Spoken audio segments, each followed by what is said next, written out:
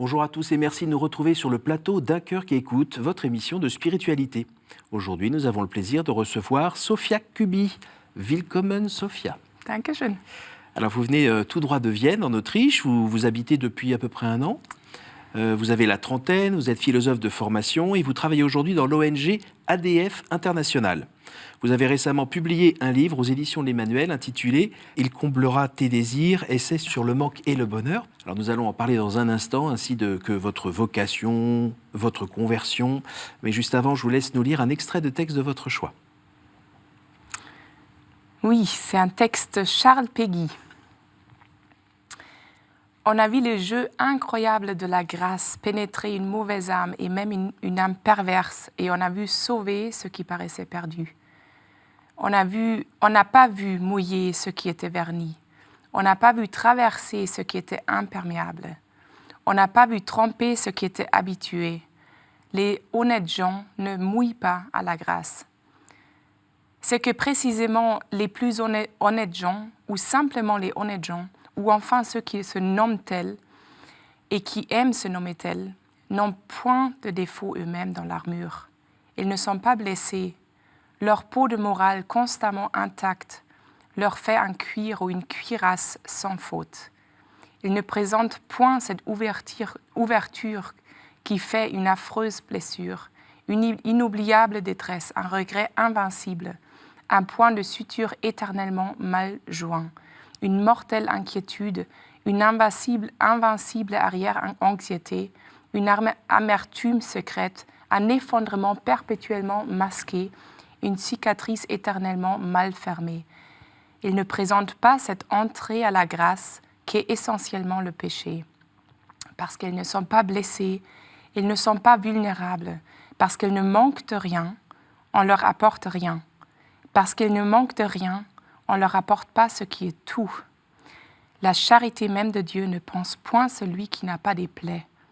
C'est parce qu'un homme était par terre que le Samaritain le ramassa. C'est parce que la face de Jésus était sale que Véronique l'essuya d'un mouchoir. Or, celui qui n'est pas tombé ne sera jamais ramassé, et celui qui n'est pas sale ne sera jamais essuyé. Superbe.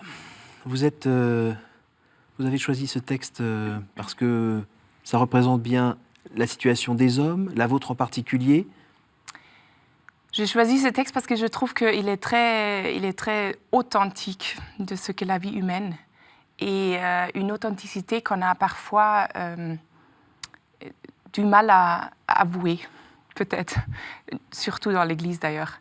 On a du mal à avouer qu'en fait, une bonne vie n'est pas une vie parfaite vue de l'extérieur, n'est pas une vie parfaite au plan moral, n'est pas une vie parfaite au plan en fait, à tous les niveaux. C'est pas ça la vie. La vie, c'est des hauts et des bas, et c'est surtout mon expérience aussi que, en fait, c'est souvent dans les endroits où justement ça va pas qu'il y a une fécondité tout d'un coup, une rencontre avec Dieu aussi, qui est tellement plus vraie et tellement plus authentique que si ça reste un peu à l'extérieur qui brille, voilà, à la façade de ma maison. Et donc, c'est vraiment que cette expérience que Dieu entre dans le désert de notre expérience, de notre existence, là où ça va pas, où je tombe, je peux pas y arriver par mes propres forces, où c'est tout simplement pas parfait. Mais on est obligé de se faire mal ou d'être blessé pour pouvoir avoir Dieu qui vous rejoint? Évidemment, Dieu peut nous rejoindre. Et d'ailleurs, il faut absolument s'en réjouir si on a des belles choses dans la vie. Il faut, plus que se réjouir, il faut les célébrer, je crois. Il faut vraiment les célébrer. Et absolument pas culpabiliser parce qu'on a des... En fait, moi-même, j'ai vécu des souffrances. Et il y aura d'autres, je pense, dans la vie. Et des vraies souffrances. Mais quand même, quand je compare à d'autres situations, d'autres vies, je me dis, mais... Moi, j'ai très peu de souffrance dans ma vie en comparaison avec d'autres, même des amis que je vois. Donc, il faut s'en réjouir. Je pense vraiment être devant ça avec une attitude de gratitude profonde. Et c'est quelque chose que je ressens profondément dans ma vie. Donc non, évidemment, ce n'est pas une condition pour Dieu de passer. Le problème, c'est que nous, on fait souvent un obstacle pour Dieu d'être présent quand ça va mal. Et ça, c'est tout le contraire. Tout le contraire.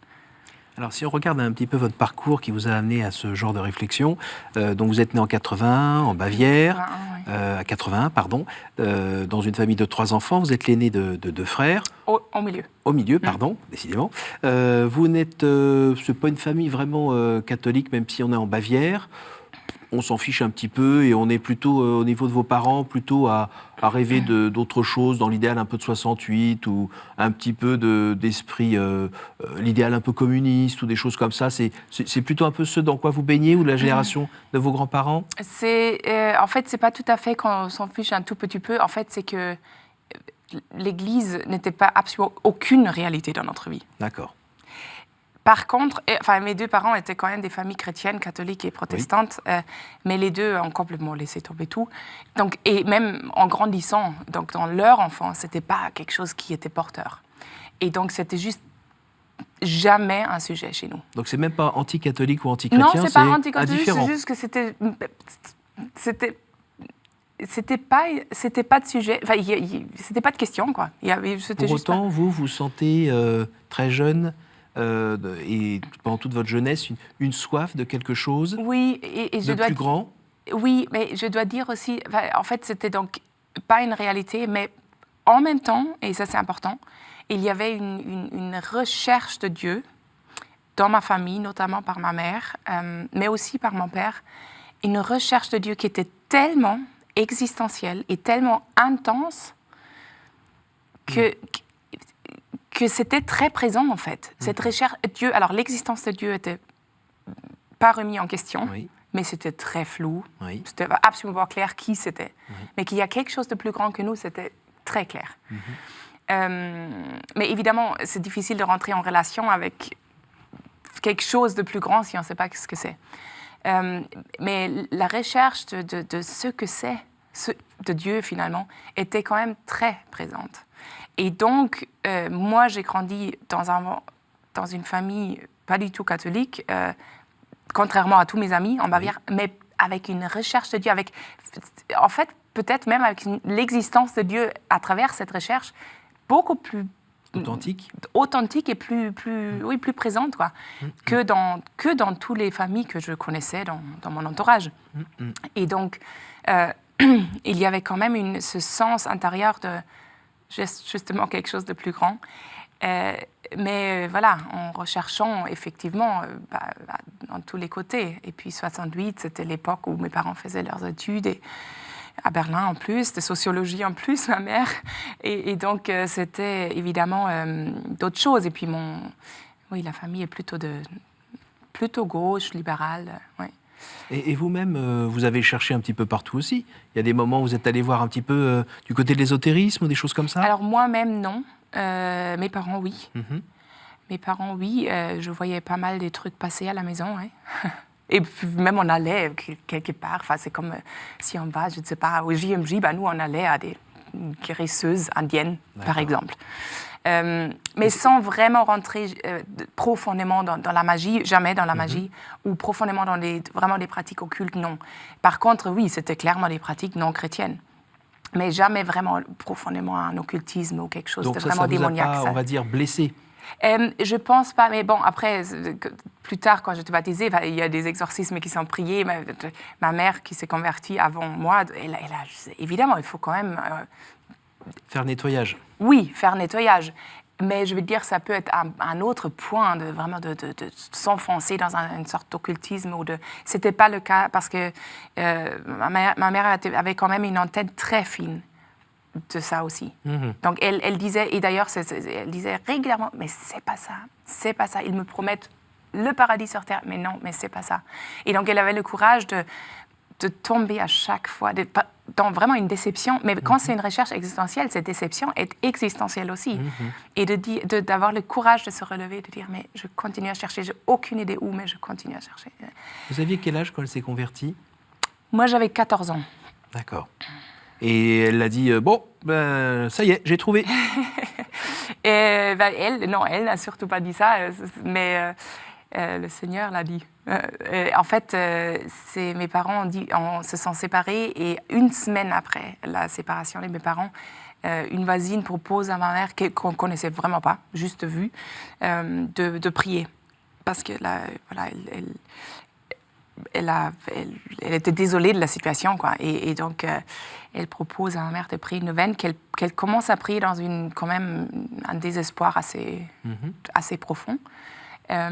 Devant sa statue de Bouddha, parce qu'elle avait une pratique de méditer tous les jours. Et donc, elle avait son coin de méditation dans sa chambre. Et elle commence à prier. Elle me dit toujours, mais je sentais très clairement la différence entre tout ce que je faisais depuis 54 ans à l'époque, pratiquement toute sa vie, quoi. Elle avait 54 ans à l'époque. Et donc, toutes les pratiques spirituelles, quand même, méditation et tout. Et j'ai senti clairement que c'était tout à fait autre chose. Maintenant, prier Dieu. Alors que elle avait jamais, elle savait pas, elle connaissait pas ses prières, elle connaissait même pas je vous salue Marie. Mais elle sentait qu'il y a une différence absolument fondamentale. Et donc elle disait que c'était comme sauter dans 100 mètres sans savoir s'il y a de l'eau en bas. Le divorce de vos parents à ce moment-là, vous avez 14 ans, ça vous bouscule, ça vous casse un peu aussi votre schéma, votre vision de la vie? C'est la base familiale qui explose? Mais oui, bien sûr. Moi, je pensais jamais, je le croyais absolument pas possible. Pas dans ma famille. C'était clair, c'était une évidence que ça n'allait jamais arriver. Je pense que tout enfant a cette évidence, parce que, à moins qu'il y ait du conflit tout le temps, mais c'était pas chez nous comme ça. Et donc, oui, ça nous a bousculés, oui, parce qu'on tombait des nues. C'était absolument inattendu. Et voilà, c'est quand même si ça s'est passé, il y a des situations bien pires de divorce et tout. Nous, c'était assez paisible quand même. Donc, sans des grands combats, sans avocat, juge et tout, c'était absolument rien de ça. Heureusement, mais quand même, ça bouscule. Est-ce que ça a été, à votre avis, quand vous le relisez aujourd'hui, l'occasion pour Dieu de se glisser encore un peu plus proche de vous? En fait, si je vois un peu toute la suite, c'est qu'on s'est tous sauf mon père pour l'instant, mais tous convertis suite à ça. Et en fait, alors, il n'y a peut-être pas une corrélation directe, mais c'est vrai que une semaine après, donc, ma mère commence cette neuvaine et elle est complètement prise par la joie du Seigneur dans cette situation de détresse devant sa statue de Bouddha, et elle sait avec une certitude absolue qu'elle va devenir catholique. Et c'est ce qui s'est passé. Après, évidemment, il y a un chemin après une conversion, pour tout le monde, pour moi aussi, un chemin à vie. Mais certitude instantanée. Alors, justement, qu'est-ce qui vous arrive, alors à peu près 4 ans plus tard? Racontez-nous un peu ce qui s'est passé aussi, Mais alors, justement, avec donc, cette conversion de ma mère, tout d'un coup, cette porte est ouverte à une réalité qu'on ignorait complètement, ce qui est d'ailleurs assez bizarre, parce que toute la culture est imprégnée vraiment de la tradition catholique en Bavière. Mais on l'ignorait vraiment complètement. Et donc, toute cette réalité, il y a une porte ouverte par ma mère, voilà. Mais moi, ça ne m'intéressait pas du tout plus que ça. J'étais par contre jamais déstabilisée dans ma vie sociale, à l'école, etc., par la séparation de mes parents, heureusement. Donc, j'allais bien, quoi. Vous continuez à faire la fête? Oui, très tôt d'ailleurs. Oui, très tôt et beaucoup. Oui. Et donc, c'était pas quelque chose qui m'intéressait. Et je voyais quand même, j'étais pas contre, mais je voyais quand même que ça faisait du bien à ma mère. Mais voilà. Mais pour moi, j'étais jeune. C'était éventuellement envisageable à 80 ans, éventuellement. Et j'avais aussi, j'avais aucune figure d'identification de la foi dans mon entourage. C'était complètement absent. Donc moi, je ne connaissais pas des jeunes qui avaient la foi. Et donc, donc, à 17 ans, une amie de ma mère m'invite à un pèlerinage à Amsterdam. Il y a un pèlerinage à Amsterdam. Et il dit, voilà, un week-end, il y a tout un bus de jeunes. Est-ce que je t'invite bien, je paye pour tout et tout. Et puis moi, étonnamment d'ailleurs, je dis oui. Je ne sais pas très bien pourquoi j'ai dit oui. C'était pas du tout que j'étais absolument ravie d'y aller, hein, pas du tout. C'était plus, bon, ok, c'est un week-end. Amsterdam. Et j'avais pas une recherche, j'avais une soif très claire et intense de plus, comme vous disiez au début. Mais pour moi, c'était plus, mais en fait, il faut y avoir... Enfin, c'était une recherche plus de profondeur dans les amitiés, ou plus de... Enfin, un plus, mais pas une recherche de Dieu consciente. Et de religion, surtout pas. Enfin, surtout pas, mais c'était pas du tout intéressant pour moi. Et donc, à Amsterdam, on est allé. Évidemment, j'étais pas dans le bus des jeunes, mais dans les vieux. Et c'était... Voilà, c'était pas évident. On priait un chapelet après l'autre et c'était... Voilà. Et là-bas, eh bien, c'est au moment de la messe, donc on imagine un stade avec 10 000 personnes, c'était assez grand. Ça m'a absolument pas parlé. C'était juste, bon, il y a des gens. Toute la journée, il y avait un programme. Je me souviens de rien, sauf de mon impression, oui, mais c'est bof, quoi. Quelqu'un gratte la guitare, quelqu'un parle, je ne sais pas quoi. Enfin, voilà, ça m'a absolument pas impressionnée. Et le soir, il y avait la messe et la seule chose que je savais, c'est que je pouvais m'avancer avec les bras croisés au moment de l'Eucharistie. Pour être béni par le prêtre. Pour être béni, voilà. Et je savais juste que ma mère a dit, tu sais, tu peux pas aller communier, mais tu peux faire ça. Bon. Et je me dis, ok, ça va pas me faire du mal. Et donc, je me mets dans la file et j'arrive devant le prêtre, et comme ça. Et il veut me donner la communion. Mais bon, moi, je ne connais pas les règles du jeu ici, mais je connais cette règle-là, donc je dis, je ne peux pas. Et là, le prêtre, il me montre l'hostie, il me dit, est-ce que tu crois que c'est Jésus-Christ? Et bien là, je regarde l'hostie. Et tout d'un coup, ce petit bout de pain devient, avec une certitude absolue, le Dieu vivant, mon Créateur. Et c'est une évidence. Et donc j'ai dit oui, je le crois. Et il m'a donné la communion. Ce qui est sa responsabilité dans cette situation. Hein. Moi, je n'encouragerais jamais quelqu'un de juste essayer, mais là, Dieu était vraiment plus grand que ces limites, évidemment, qui ont du sens. Et il m'a donné la communion, et ça m'a tellement bouleversée. C'était vraiment une rencontre directe, mais directe, sans filtre, avec l'amour de Dieu. Et avec... tout ce que je cherchais, tout d'un coup, je me dis, mais c'est ça la réponse à la soif, c'est ça la réponse à ce désir de plus. Et tout était évident et ça m'a quand même touchée profondément, enfin, même physiquement, hein, je tremblais, je pleurais. Et en même temps, je savais exactement ce qui était en train de m'arriver. En fait, c'était comme si c'était naturel. C'était pas vraiment une surprise. Enfin, si, c'était une surprise, mais ça m'a pas du tout inquiétée. Je me suis dit juste, ça, c'est plus que tout ce que je peux trouver sur Terre. Cette certitude, elle est toujours là depuis? Elle est là, oui. Elle est là. Avec après, des petites évidemment, batailles quand même. après, c'est un chemin. Et puis, il y a une maturation aussi de la foi. Hein, parce que moi, j'ai rarement, très rarement, d'ailleurs, plus jamais aussi fort que ça, cette expérience quand je vais communier. La plupart du temps, c'est absolument pas à niveau des sentiments. Et pourtant, cette certitude est là, souvent par un acte de foi, quand même. Mais oui, elle est là. Même si je sens absolument rien dans une situation, voilà, maintenant que si je vais à la messe, mais je sais que cette expérience-là, elle n'est pas fausse. Donc une vraie rencontre à un moment précis. Alors quand on jette un œil dans votre livre sur le désir, vous racontez bien que... alors avec une approche aussi philosophique, mais aussi de croyante, que nous sommes des êtres en état de manque, et que ça peut être assouvi par des petits moments, ne serait-ce que, je sais pas moi, dans les bras de quelqu'un qu'on aime, ou en réussissant quelque chose, ou en créant une œuvre d'art, Et c'est des petits bouts, et le reste du temps, on est toujours dans cette position un peu déséquilibrée.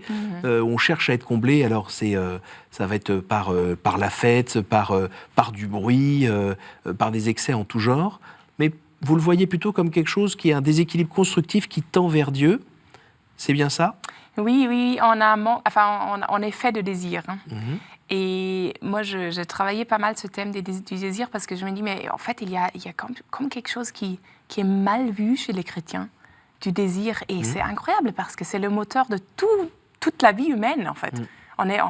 Sans désir, on meurt intérieurement. Qui est aussi l'occasion de se casser la figure aussi. Mais exactement. Et c'est pour ça que d'ailleurs, c'est un peu, ça trouble un peu la vie, ça trouble un peu le cœur, ça me tente vers le péché. Oui, c'est vrai. C'est vrai. Et pourtant, ce n'est pas un obstacle à Dieu, mais c'est une condition pour une rencontre réelle avec le Seigneur. Et c'est une condition pour une intimité plus grande avec le Seigneur aussi. Si on se coupe, donc soit c'est ce que vous disiez, vous dites, pardon, je consomme plein de choses. Ça peut être le wellness, le shopping excessif, le sexe, ça peut être plein de choses, hein, et assez subtil d'ailleurs aussi. Donc, pour ne pas sentir le manque, parce que si j'ai un grand désir de quelque chose de plus qui est existentiel, eh bien, le manque lui est associé, nécessairement. Et donc, soit je comble à la portée du main, très vite, pour un peu calmer. C'est comme des calmants. Je prends des calmants, quoi. Soit je nie le désir. Et ça, c'est le plus grand piège, je pense, pour les chrétiens. Je nie le désir. Je fonctionne que par devoir, parce que Et je dis toujours que c'est une attitude très noble, hein, de fonctionner par le devoir, de dire j'ai compris que ceci et cela est bon et je suis fidèle en fait. Donc le pharisien dans la Bible était très noble, sauf qu'il est passé à côté du Messie. Alors vous faites comment? Eh bien, je pense qu'il faut en quelque sorte d'abord comprendre la place du désir et donc du manque dans la vie. Ça va faire mal et toujours, dans des degrés différents, oui, parce que ça peut faire plus mal ou moins mal selon les circonstances de ma vie, mais ça va toujours faire mal. Et heureusement, parce que si ça fait plus mal, ça veut dire qu'il n'y a plus de désir. Et imaginez un prêtre ou un couple marié, même si c'est le mariage le plus heureux, s'il n'y a pas de désir de plus encore présent, eh bien, ça serait dramatique, parce qu'on meurt à l'intérieur. Et donc, déjà comprendre que cette place du manque nous pointe vers notre vocation d'éternité. Parce qu'on ne pourrait pas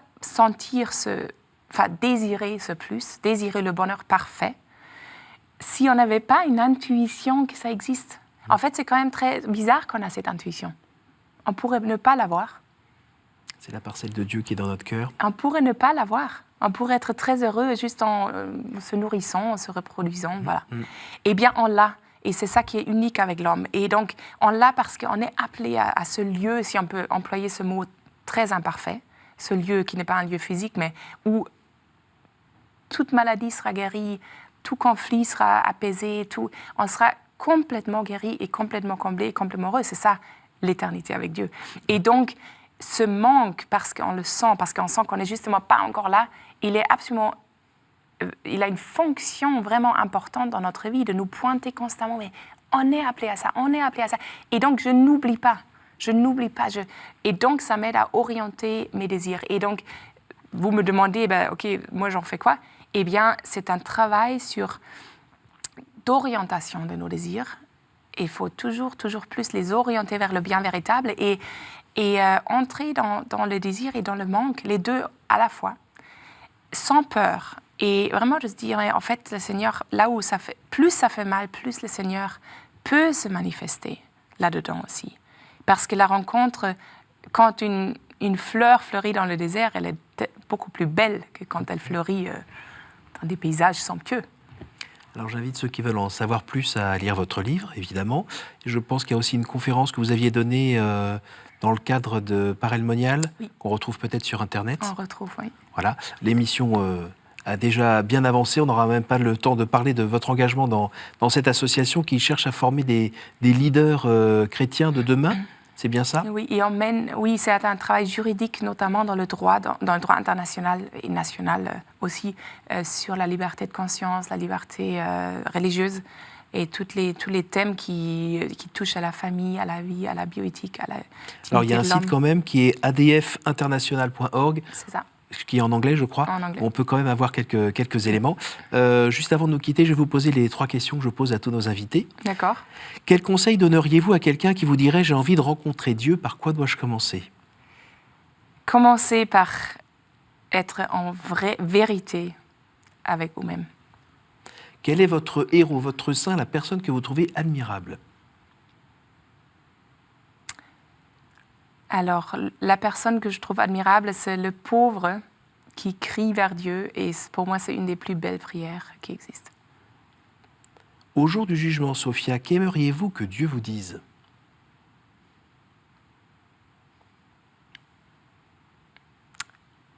Bienvenue. Willkommen? Willkommen. Non, moi, j'aimerais bien qu'il me dise que j'ai pas cessé de le chercher, que j'ai pas mis d'obstacle parce que voilà, j'ai pas mis d'obstacle pour qu'il puisse me rencontrer, parce que lui, il le veut. Et donc de dégager ces obstacles et d'arriver au ciel sans masque.